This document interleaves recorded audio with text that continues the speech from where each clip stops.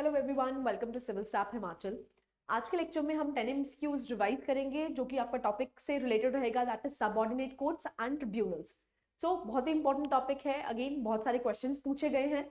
सो आज के जो सेशन रहेगा आप 10 एमसीक्यूज को प्रैक्टिस कर सकते हैं। उसके बाद आपने इन्हीं चैप्टर्स को दोबारा एक बार रिवाइज करना है, फिर से अटेम्प्ट करना है पेपर, जिससे कि आपको क्लैरिटी हो जाए कि मेरा पेपर कहाँ पर अच्छा है और कहाँ पर वीक है। Right, so let's start the session. Question number 1 देखते हैं। क्वेश्चन नंबर 1 है, the jurisdiction of CAT extends to which of the following? First है the all India service and central civil services. Second है civilian employees of defence services. Third है members of the defence forces officers. Fourth है secretarial staff of the parliament.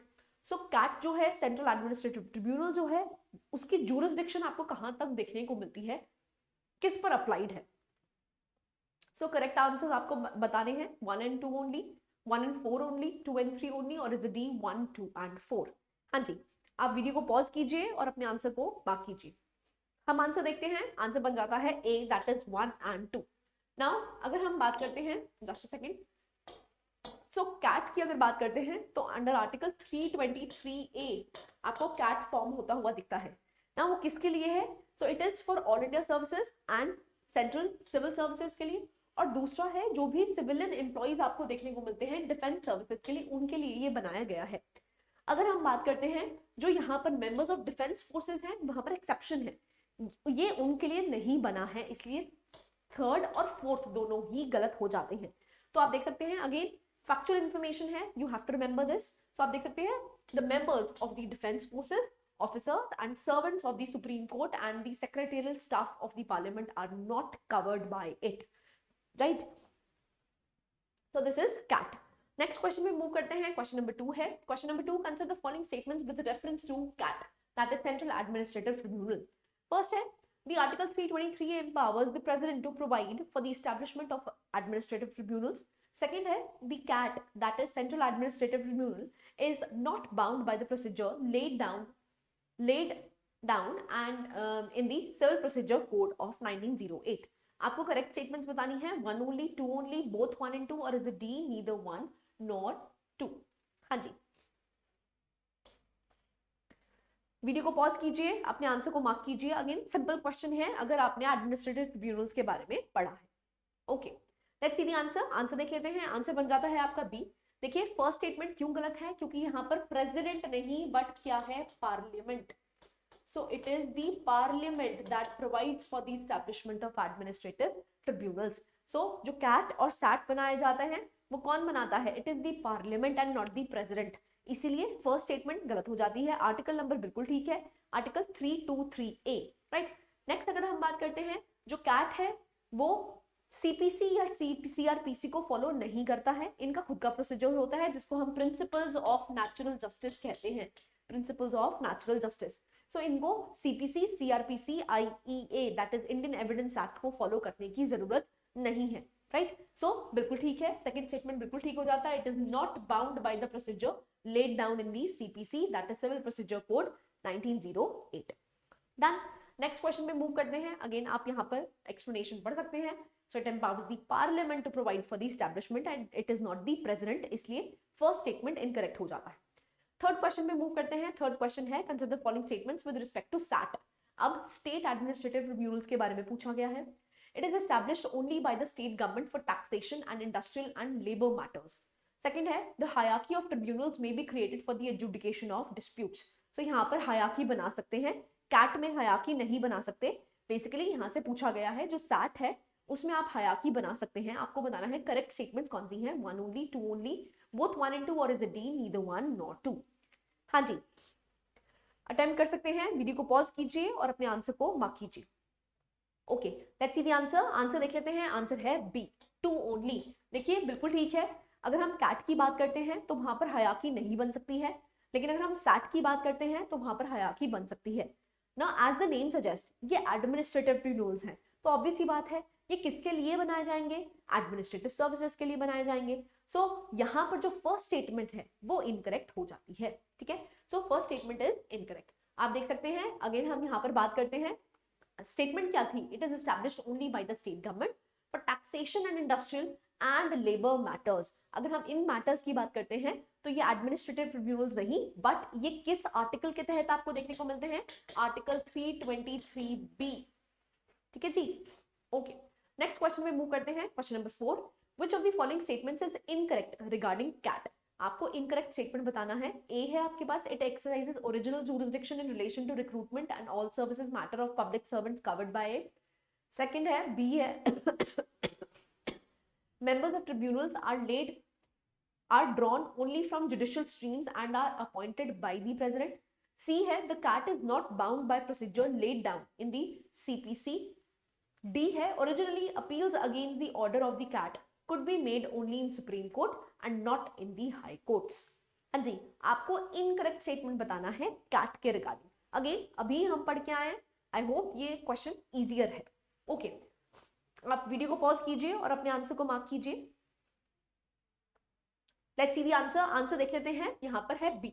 देखिए यहां पर लिखा गया है members of tribunal are only from the judicial streams. ऐसा नहीं है, जो 50% मेंबर्स हैं, 50% मेंबर्स जुडिशियल मेंबर्स होने चाहिए और बाकी बचे हुए मेंबर्स आपके एडमिनिस्ट्रेशन से हो सकते हैं। इसीलिए सिर्फ जुडिशियल मेंबर्स हो ऐसा जरूरी नहीं है। इसलिए जो आपकी बी स्टेटमेंट है वो इनकरेक्ट हो जाती है, बाकी जितनी भी स्टेटमेंट्स हैं बिल्कुल करेक्ट है। अगर हम अपील की बात करते हैं तो it is only made in the supreme court earlier पहले ऐसा ही होता था। ठीक है जी, ओके।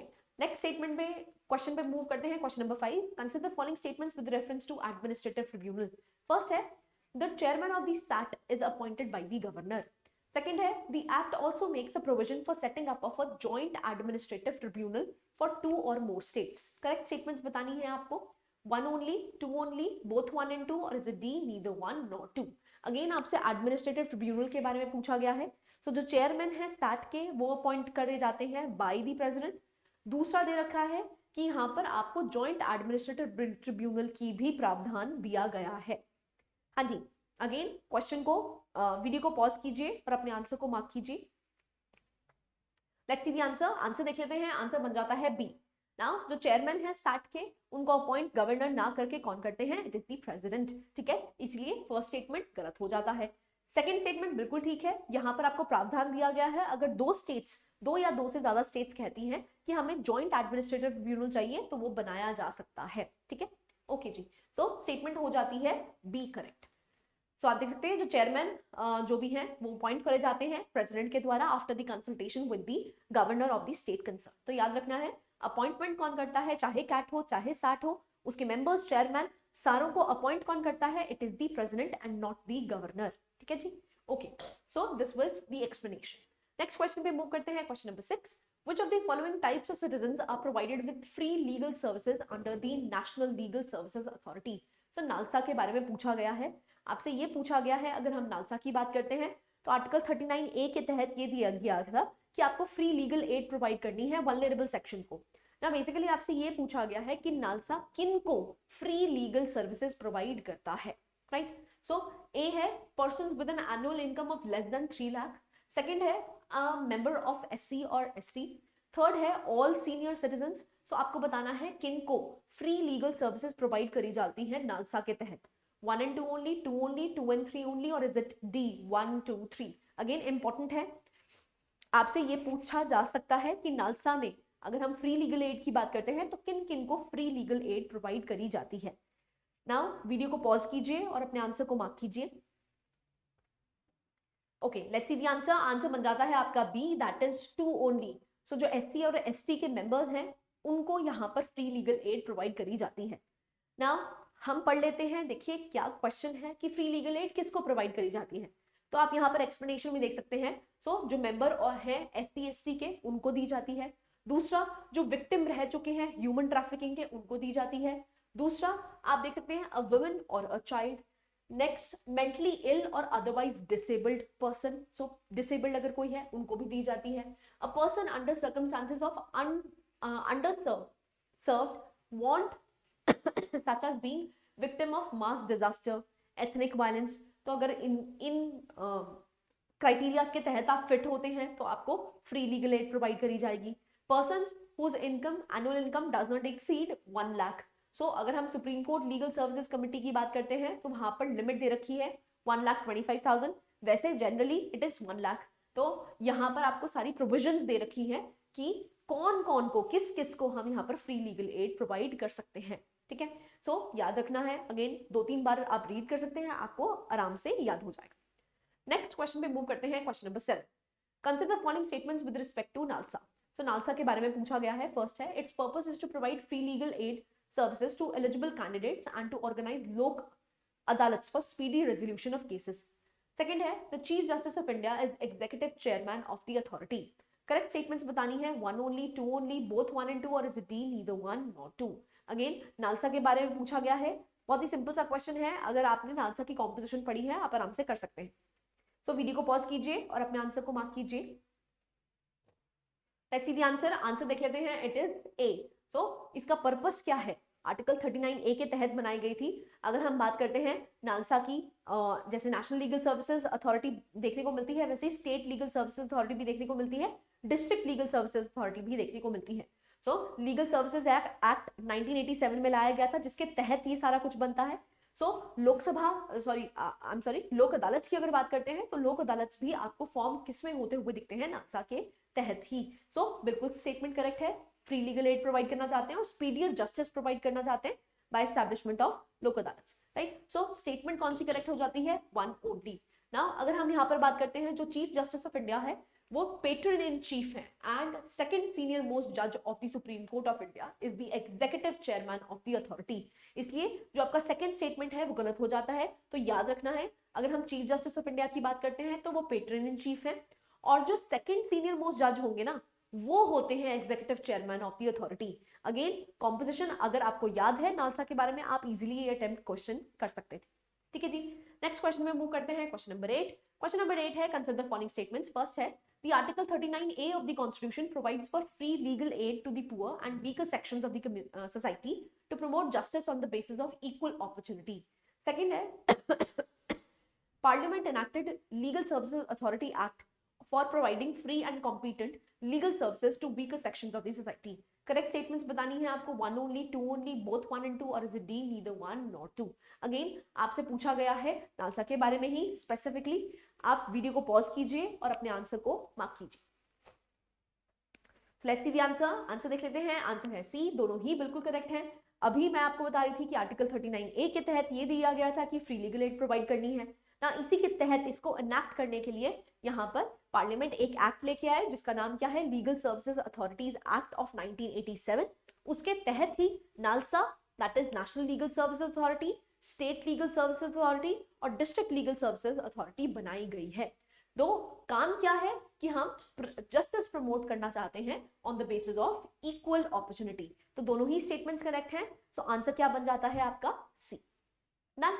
नेक्स्ट क्वेश्चन पे मूव करते हैं, क्वेश्चन नंबर 9।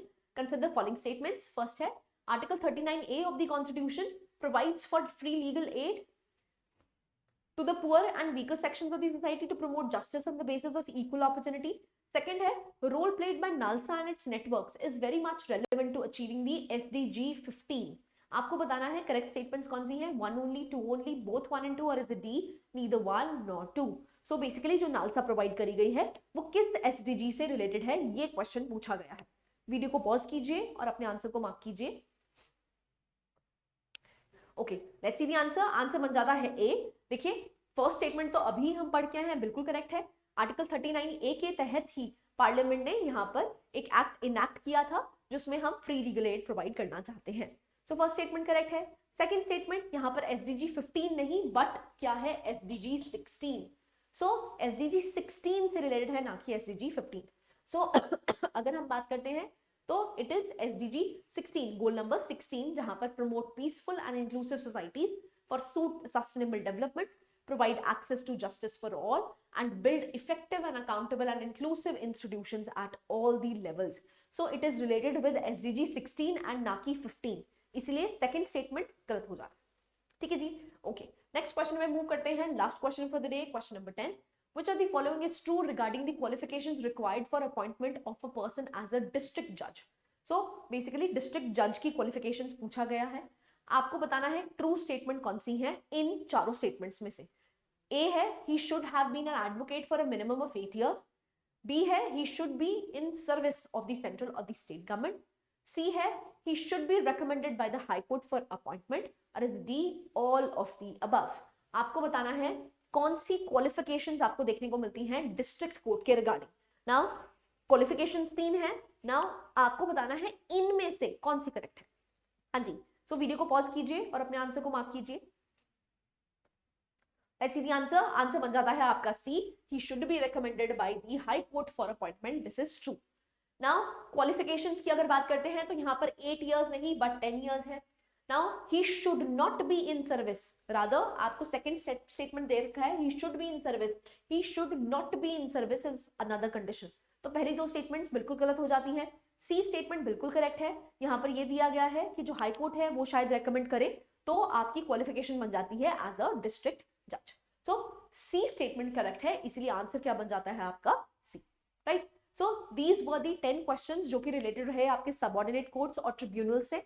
ट्रिब्यूनल्स और जो आपकी स्टेट सर्विसेज सबऑर्डिनेट कोर्ट्स हैं जिसमें आपको फास्ट ट्रैक कोर्ट्स, पीआईएल, ये भी आपको इंक्लूड होता हुआ दिखता है। सो बेसिकली आप क्या कर सकते हैं, आप इन चैप्टर को दोबारा रीड कर सकते हैं जहां पर आपको फैमिली कोर्ट्स देखने को मिलते हैं, फास्ट ट्रैक कोर्ट्स देखने को मिलते हैं, जो ऑल्टरनेटिव डिस्प्यूट रेजोल्यूशन मैकेनिज्म है वो देखने को मिलता है।